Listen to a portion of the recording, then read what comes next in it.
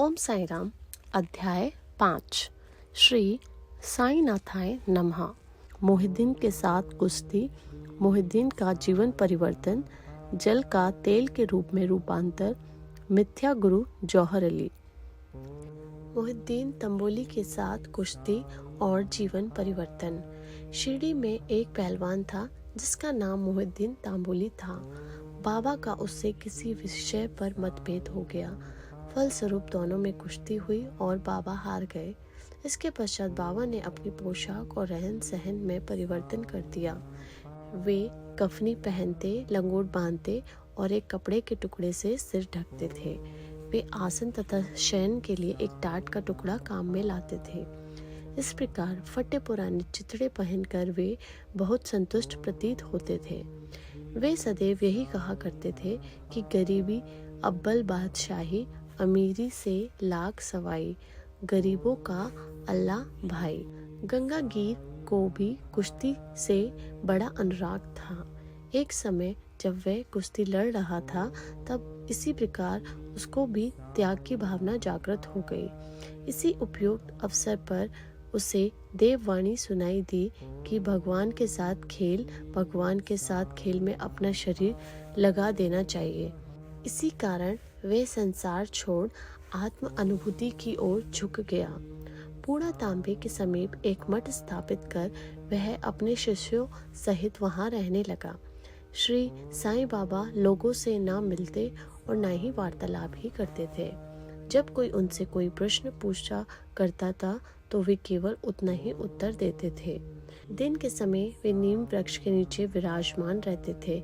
कभी कभी वे गांव की मेट पर नाले के किनारे एक बबूल वृक्ष की छाया में भी बैठे रहते थे और संध्या को अपनी इच्छा अनुसार कहीं भी वायु सेवन को निकल जाया करते थे। नीम गांव में वे बहुधा बाला साहेब डेंगले के गृह पर जाया करते थे। बाबा श्री बाला साहेब को बहुत प्यार करते थे। उनके छोटे भाई, जिसका नाम नाना साहेब था, के द्वितीय विवाह करने पर भी उसकी कोई संतान न थी। बाला साहेब ने नाना साहेब को श्री साईं बाबा के दर्शनार्थ शिरडी भेजा। कुछ समय पश्चात उनकी श्री कृपा से नाना साहेब के यहाँ एक पुत्र रत्न हुआ। इसी समय से बाबा के दर्शनार्थ लोगों का अधिक संख्या में आना प्रारंभ हो गया तथा उनकी कीर्ति भी दूर दूर तक फैलने लगी। अहमदनगर में भी उनकी अधिक प्रसिद्धि हुई।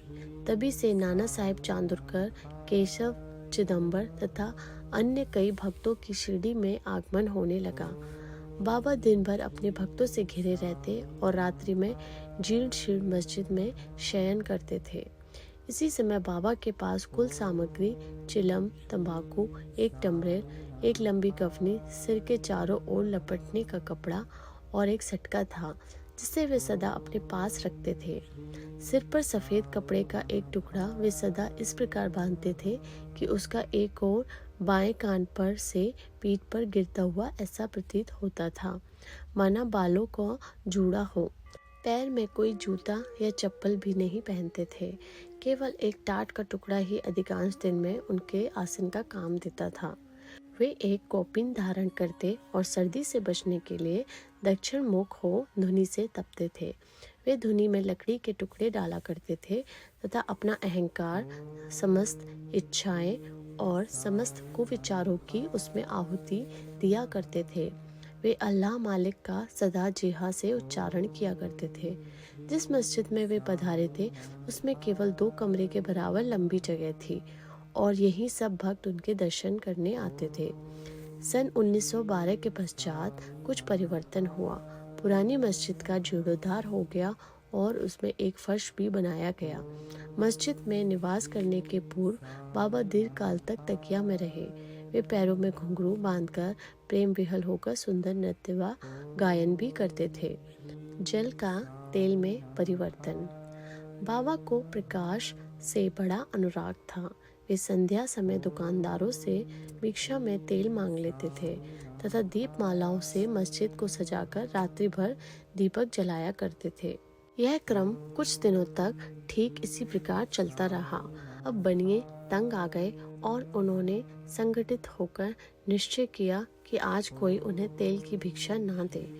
नित्य नियमानुसार जब बाबा तेल मांगने पहुंचे तो प्रत्येक स्थान पर उनका नकारात्मक उत्तर से स्वागत हुआ। किसी से कुछ कहे बिना बाबा मस्जिद को लौट आए और सूखी बत्तियां दियों में डाल दी। बनिए तो बड़े उत्सुक होकर उन पर दृष्टि जमाए हुए थे। बाबा ने टमरेल उठाया जिसमें बहुत थोड़ा सा तेल था। उन्होंने उसमें पानी मिलाया और वह तेल मिश्रित जल वे पी गए। उन्होंने उसे पुनः टीन पाट में उगल दिया और वहीं तेलियां पानी दियों में डालकर उन्हें जला दिया।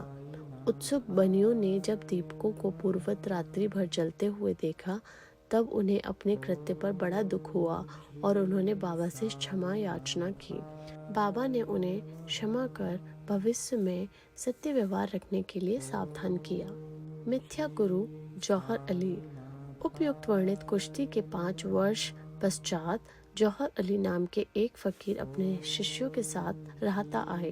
वे वीरभद्र मंदिर के समीप एक मकान में रहने लगे। फकीर विद्वान था। कुरान की आयतें उसे कंठस्थ थी। उसका कंठ मधुर था। गांव के बहुत से धार्मिक और श्रद्धालु जन उसे पास आने लगे और उसका यथा योग्य आदर होने लगा। लोगों से आर्थिक सहायता प्राप्त कर उसने वीरभद्र मंदिर के पास एक ईदगाह बनाने का निश्चय किया। इस विषय को लेकर कुछ झगड़ा हो गया, जिसके फलस्वरूप जौहर अली राहता छोड़ शिरडी आया और बाबा के साथ मस्जिद में निवास करने लगा। उसने अपनी मधुर वाणी से लोगों के मन को हर लिया। वह बाबा को भी अपना एक शिष्य बताने लगा।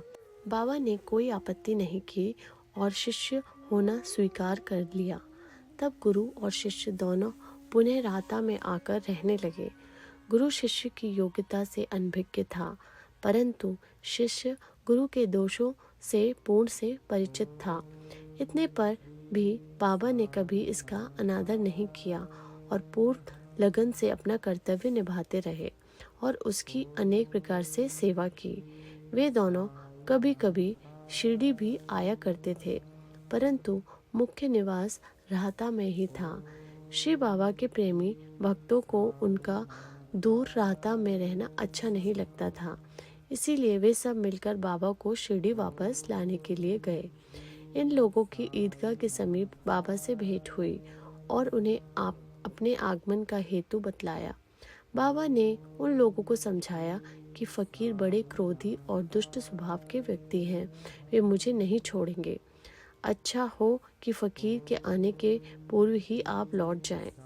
इस प्रकार वार्तालाप हो रही थी कि इतने में फकीर आ पहुंचे। इस प्रकार अपने शिष्य को वहां से जाने के कुप्रयत्न करते देखकर वे बहुत ही क्रुद्ध हुए। कुछ वाद विवाद के पश्चात स्थिति में परिवर्तन हो गया और अंत में यह निर्णय हुआ कि फकीर व शिष्य दोनों ही शिरडी में निवास करें और इसीलिए वे शिरडी में आकर रहने लगे। कुछ दिनों के बाद देवीदास ने गुरु की परीक्षा की और उसमें कुछ कमी पाई।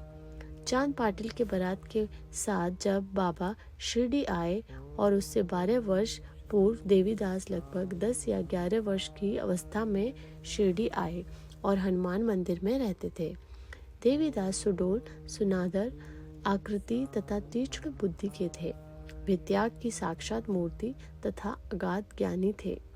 बहुत से सज्जन जैसे तात्या कोटे, काशीनाथ व अन्य लोग उन्हें अपने गुरु समान मानते थे। लोग जौहर अली को उनके सम्मुख लाए।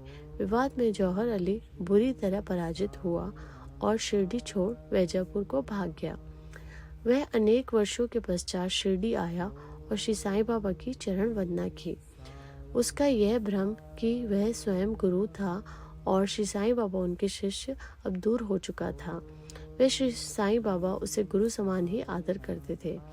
उनका स्मरण कर अब उसे बहुत पश्चाताप हुआ।